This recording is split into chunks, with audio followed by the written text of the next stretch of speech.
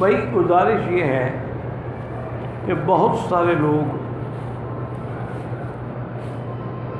حضرت مولانا طارق جمیل صاحب کی تقریروں کا حوالہ دے کر مجھ سے بات پوچھتے ہیں، میرے بھائی مجھے کیا حق پہنچتا ہے ان کے بارے میں کوئی رائے دینے کا؟ وہ بزرگ ہیں، عالم دین ہیں، پھر اللہ نے پوری دنیا میں ان کی دعوت کو قبول فرما کے ان سے کام لیا ہے، لہذا اگر کسی مسئلے میں ان کا تفرد ہے تو اس کو دلیل تو نہیں بنانا چاہیے۔ اب دیکھیں نا، بی بی عائشہ جیسی قریب صدیقہ بنت صدیق وہ کہتی تھی مردے نہیں سنتے، باقی صحابہ کہتے تھے سنتے ہیں۔ تو یہ تفردات ہوتے ہیں، اس لیے کسی بزرگ کی کسی بات کو دلیل نہیں بنایا جا سکتا۔ وہ کہتے ہیں اللہ پاک ان کے دعاؤں کو منظور فرمائے۔ اس کی وجہ یہ ہے کہ بات سمجھو۔ سب تو بڑا مسئلہ یہ ہے نا کہ میں نے ایک دن خود والد صاحب سے پوچھا تھا، میں نے کہا حضرت یہ ہم مولویوں پر اعتراض زیادہ ہوتے ہیں اور لوگوں پر تو کوئی اعتراض نہیں ہوتا۔ انہوں نے فرمایا بیٹا سفید چادر ہو تو داغ دور سے نظر آتا ہے، جو پہلے ہی سیاہ ہیں ان پہ کیا اعتراض کریں گے لوگ؟ انہوں نے کہا اگر مولوی غلطی کرے گا تو اعتراض ہوگا کیونکہ ایک سفید چادر ہے۔ اصل جو ہے نا وسیلے سے دعا مانگنا، مسئلہ سمجھو اور کچھ دماغ میں بھی رکھا کرو، یہ نہ ہو کہ یہاں سنا اور وہاں جا کے نکال دیا۔ ایک ہے وسیلہ زندہ آدمی سے پکڑنا، اس میں کوئی اختلاف ہی نہیں ہے کہ ہم کسی بزرگ کے پاس جائیں جی ہمارے لیے دعا کرو، اس میں کوئی جھگڑا نہیں، کوئی اختلاف نہیں۔ کوئی حنفی، شافعی، مالکی، حنبلی، اہل حدیث انکار نہیں کرتے۔ حضور نے خود حضرت عمر سے فرمایا کہ میرے لیے دعا کرنا۔ اب مسئلہ باقی رہ گیا ہے کہ دوسرا وسیلہ کیا ہے؟ بالاعمال الصالحہ، اپنے نیک اعمال کو وسیلہ بنائے کہ یا اللہ فلاں میں نے کام جو ہے نا خالص تیری رضا کے لیے کیا، اس کے وسیلے سے میں دعا مانگتا ہوں، اس عمل کے وسیلے سے۔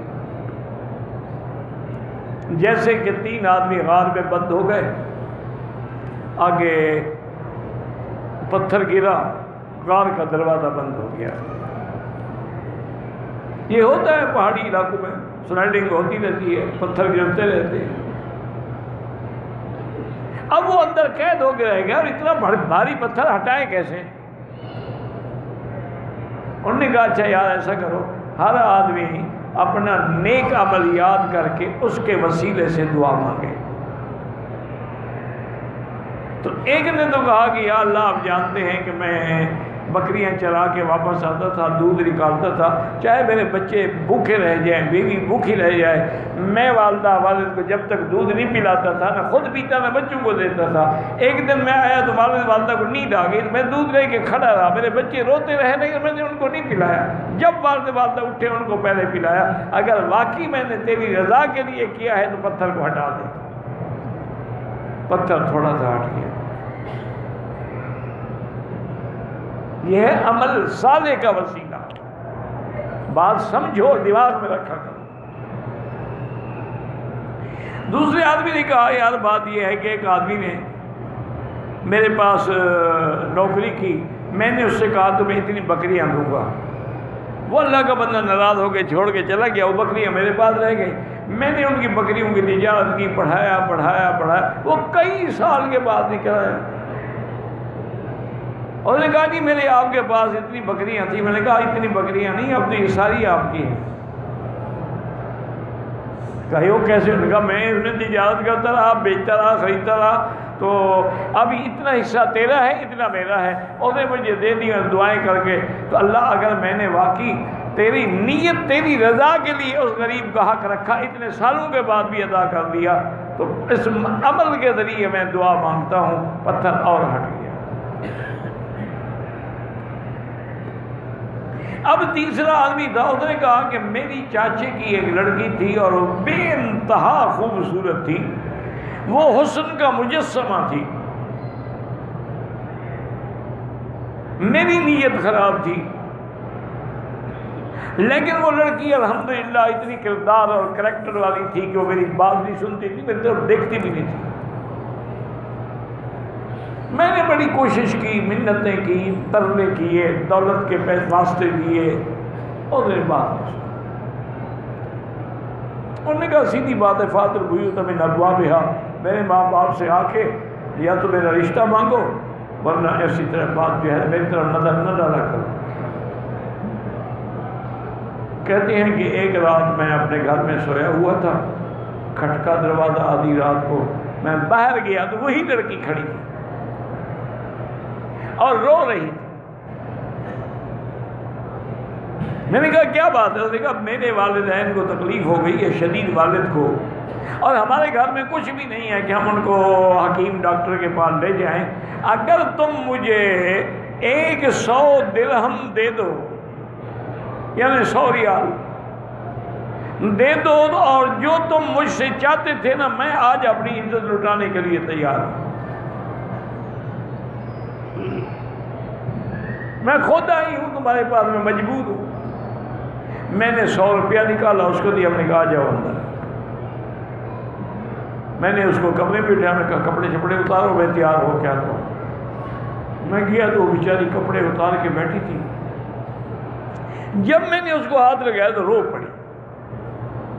میں نے کہا کیا بات ہے؟ انہوں نے کہا اللہ کے بندے، لا تفک الخاتم الا باذن اللہ، خدا کے لیے میری اس انگوٹھی کو مت چھیڑو اللہ کے حکم کے بغیر، میں نے کبھی زندگی میں گناہ نہیں کیا، میں مجبور ہو کے آئی ہوں۔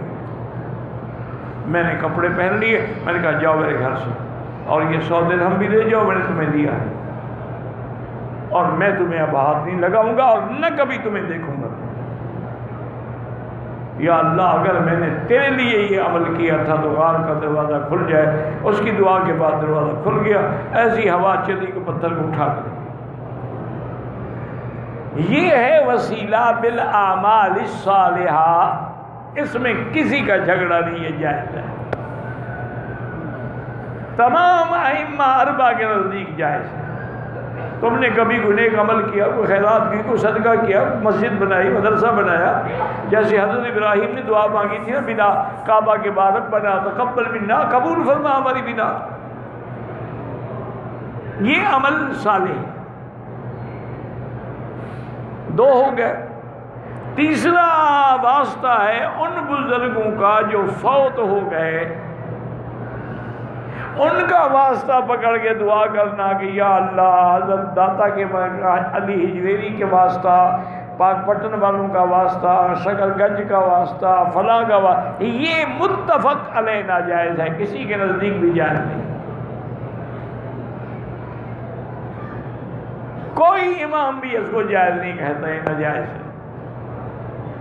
اب رہ گیا باقی نبی کا واسطہ، یاد رکھو، یعنی کسی بزرگ کی موت کے بعد اس کا واسطہ تو بالاتفاق ناجائز ہے۔ اب ہے نبی اور شہداء کا واسطہ، تو بعض علماء یہی فرماتے ہیں کہ وہ بھی ناجائز ہے۔ جب بھی دعا مانگو سیدھی مانگو، سارے قرآن میں انبیاء نے اللہ سے سیدھی دعا مانگی ہے، واسطہ نہیں دیا۔ قرآن موجود ہے، میری بات پہ اعتبار نہ کرو، خود پڑھ لو۔ آدم علیہ السلام نے دعا کی، نوح علیہ السلام نے کی، ہر پیغمبر نے دعا کی، کوئی واسطہ نہیں دیا۔ تو تم بھی دعا سیدھی اللہ سے۔ بعض علماء انبیاء اور شہداء کے واسطے کو ان کی وفات کے بعد بھی جائز کہتے ہیں۔ وہ کہتے ہیں چونکہ نبی بھی قبر میں زندہ ہے اور شہید بھی زندہ ہے، تو زندہ کا واسطہ تو جائز ہے۔ اس لیے بعض علماء انبیاء اور شہداء کے وسیلے کو جائز سمجھتے ہیں، ان میں مولانا طارق جمیل صاحب بھی ہوں گے، وہ جائز سمجھتے ہوں گے، لیکن جمہور یہی کہتے ہیں کہ نہیں، سیدھی اللہ سے مانگو۔ اچھا ایک بڑی بات میں آپ کو بتا دوں، شاید خدا کرے یاد رہے، میرے طالب علم بھائیوں کے لیے تو کام آئے گی۔ حضرت تھانوی کے پاس ایک آدمی آیا، حضرت تھانوی جو تھے نا حکیم الامت، یعنی بڑا اللہ نے حکمت اور علم دیا۔ وہ حضرت کی خدمت میں آیا اور اس نے کہا کہ حضرت حضور پاک کا وسیلہ مانگنا مدینہ شریف میں جا کر حضور کے واسطے سے دعائیں کرنا جو ہے کیا جائز ہے؟ آپ جانتے تھے کہ یہ مسئلے پوچھنے والا اہل حدیث ہے، یہ اس کا منکر ہے۔ حضرت تھانوی تو قائل تھے نا، حضرت حاجی امداد اللہ مہاجر مکی بھی قائل تھے، حضرت تھانوی بھی قائل تھے وسیلے کے، لیکن اس کو بھی وہ جانتے تھے کہ بھئی یہ منکر ہے، یہ تو قائل ہے۔ فرمایا بھائی اگر مدینے میں جا کے صلاۃ و سلام پڑھو حضور صلی اللہ علیہ وسلم پر، یہ عمل صالح ہے یا عمل صالح نہیں ہے؟ انہوں نے کہا جی حضور پہ صلاۃ و سلام پڑھنا، درود پڑھنا، فرمایا بس اسی عمل کا واسطہ دے دیا کرو کہ یا اللہ میں نے جو حضور کی زیارت کی ہے نا اس کا واسطہ، تو عمل کا واسطے میں تمہیں اختلاف نہیں ہے نا تمہیں؟ اس نے کہا ہاں جی اس میں تو، اس نے کہا بس اسی کا واسطہ دے دیا کرو۔ وہ بیچارہ چپ، اس کو بات سمجھا۔ اللہ والے بات سمجھاتے ہیں نا جی۔ حضرت مولانا عبد الماجد دریابادی ابتدا میں یہ مولویوں کے بڑے خلاف تھے، بہت بڑے آدمی تھے، بہت بڑے عالم تھے، اور خاص طور پہ صوفی بزرگوں کے اور تصوف اور خانقاہی نظام اور ذکر اور ان کے تو بالکل ہی خلاف تھے نا۔ ایک دن اتفاق سے تھانہ بھون سے گزرے تو خیال آ گیا کہ حضرت تھانوی کے شہر سے گزر رہے ہیں، حضرت سے مسئلہ پوچھتے ہیں کہ یہ کیا ہے تصوف، یہ کیا نئے نئے تصوف کے طریقے نکال رکھے ہیں؟ آئے حضرت کو سلام کیا اور خود بھی بڑے عالم، کہا حضرت میں نے ایک سوال پوچھنا ہے، مجھے جواب کی کوئی جلدی نہیں ہے، میں کہیں جا رہا ہوں، میں کل آ کر جواب لے لوں گا۔ اور پھر میں ہاں بھائی سوال تو بتاؤ۔ انہوں نے کہا کہ یہ تصوف جو ہے کیا ہے؟ انہوں نے کہا تصوف کی ابتدا ہے اصلاح نیت سے اور انتہا ہے اصلاح عبادت تک، کہ ہر عمل انما الاعمال بالنیات، یہ ابتدا ہے۔ ان تعبد اللہ کانک تراہ فان لم تکن تراہ فانہ یراک، یہ انتہا ہے۔ انہوں نے کہا بس اب یہ سمجھ آ گیا، اب مجھے کل آ کے پوچھنے کی ضرورت ہی نہیں ہے، یہ تو قرآن حدیث کا مسئلہ ہے۔ انہوں نے کہا اور کیا ہم خود گھڑتے ہیں مسئلے؟ پھر حضرت نے بیعت بھی کر دی، اللہ ان پہ کروں رحمتیں فرمائے۔ تو اس لیے کسی پر اعتراض نہ کیا کرو، لیکن حالات یہی ہیں، فتویٰ یہی ہونا چاہیے کہ سیدھا اللہ سے مانو، کیونکہ جب تھوڑی سی آدمی کو ٹرین میں کھڑے ہونے کی جگہ دے دو نا تو بیٹھنے کی اگلا بنا لیتا ہے، جب تھوڑے سے وسیلے کی اجازت دے دو گے پھر اللہ چھٹی پہ چلے جائیں گے، تم نے مانگنا بھی انہیں سے ہے۔ یہ میں نہیں کہتا، باقاعدہ والے اعلیٰ حضرت نے لکھا ہے، خدا کے پلے میں وحدت کے سوا کیا ہے، مجھے جو کچھ بھی لینا ہے میں لے لوں گا محمد سے، کہتے اللہ کے بعد ہے ہی کچھ نہیں، سارا نبی کو دے دیا، خود تو فارغ ہو گئے۔ انا للہ و انا الیہ راجعون، اس لیے اجازت نہ دیا کرو تاکہ لوگ پھر وسیلہ باقی رہے گا، اللہ کی ذات باقی نہیں رہے گی۔